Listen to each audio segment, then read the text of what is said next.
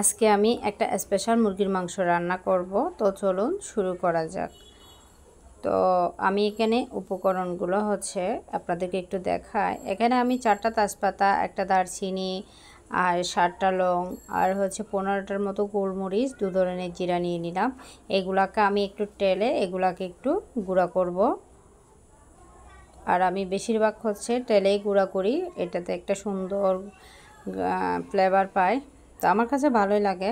তো চলুন রান্না শুরু করা যাক। চুলায় আমি একটা ফ্রাই প্যান বসিয়ে দিলাম। এখানে আমি পরিমাণ মতো একটুতে সয়াবিন তেল দিয়ে দিলাম, আপনারা চাইলে সরিষার তেল ইউজ করতে পারেন।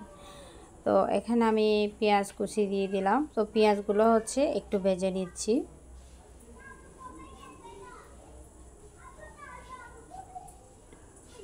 তো আমার পেঁয়াজ ভাজা শেষ, এখন আমি দিয়ে দিব হচ্ছে পেঁয়াজ বাটা।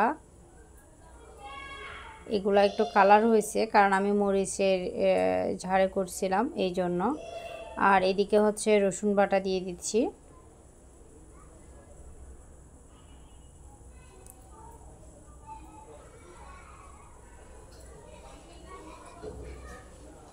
এগুলাকে আমি ভালো করে কষিয়ে নিব।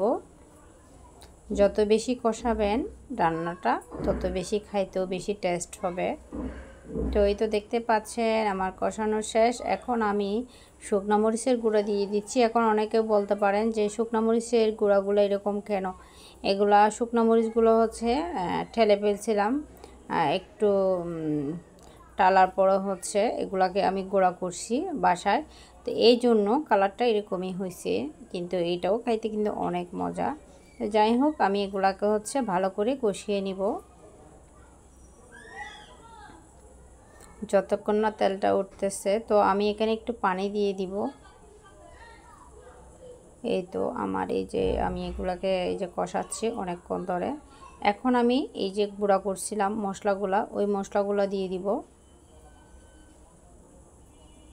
এগুলাকেও আমি টেলে ফেলছিলাম, আপনারাও মশলাগুলো একটু আলতোভাবে একটু টেলে ফেলবেন চুলায়। এরপরে হচ্ছে গুঁড়া করবেন, দেখবেন খাইতেও টেস্ট হবে আর সুন্দর একটা ঘ্রাণ আমার কাছে খুবই ভালো লাগে। তো এগুলাকেও একটু কষাচ্ছি।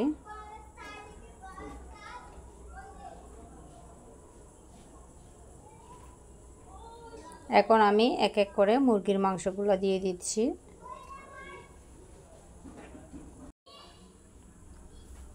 তো আমি মুরগির মাংসগুলো দিয়ে দিচ্ছি। এটা ছিল হচ্ছে মহরমের, এই রান্নাটা করছিলাম মহরমের সময়। যেহেতু আমরা মানুষ কম আর আমরা হচ্ছে গরুর মাংস রান্না করছিলাম, আরও অনেক কিছু করছিলাম। তো সবগুলা মিলিয়ে হচ্ছে যদি বাড়িতে হয়তো অনেকগুলো রান্না করা যেত, যেহেতু আমরা মানুষ কম সেই জন্য হচ্ছে সবগুলা একটু একটু করে রান্না করছি। তো এতদিন আমাদের এখানে নেটওয়ার্ক ছিল না, দিতে পারি না, এখনও পুরো নেটওয়ার্ক আসে নাই, ফেসবুক মেসেঞ্জার অন হচ্ছে না।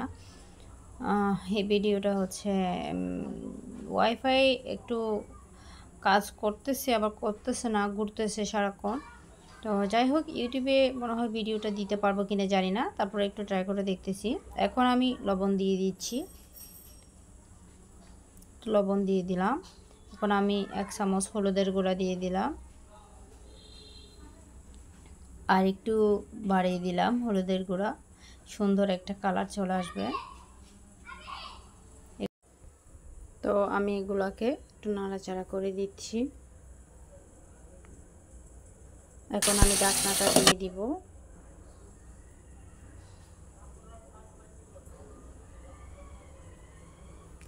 5-6 মিনিট পর আমি ঢাকনাটা তুলে নিলাম। এই তো দেখতে পাচ্ছেন আমি এখানে কোনো পানি দিই নাই। আমি এমনি একদম অল্প করে করে হচ্ছে একদম চুলার আঁচ ছোটো করে দিয়েছি, একদম কষায় কষায় এটা রান্না করতেছি। এই তো দেখতে পাচ্ছেন, ঢাকনাটা তুলে নিলাম। এখন আমি আলু দিয়ে দিব, বেশি না, একটা আলু দিয়ে দিলাম কেটে, বড় সাইজের একটা আলু।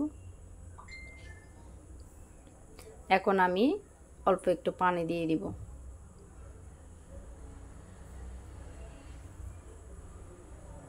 এখন আমি আর একটু নাড়াচাড়া করে দিব।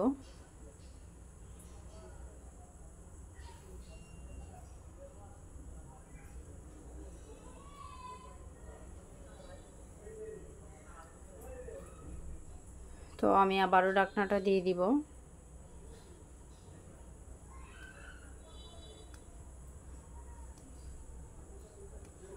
আবারও হচ্ছে 5 মিনিট পর আমি ঢাকনাটা তুলে নিব।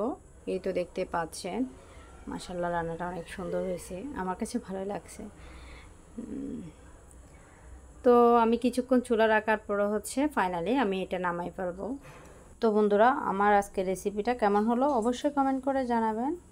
তো আজকের মতো এখানেই বিদায় নিচ্ছি। আল্লাহ হাফেজ, আসসালামু আলাইকুম, সবাই ভালো থাকবেন।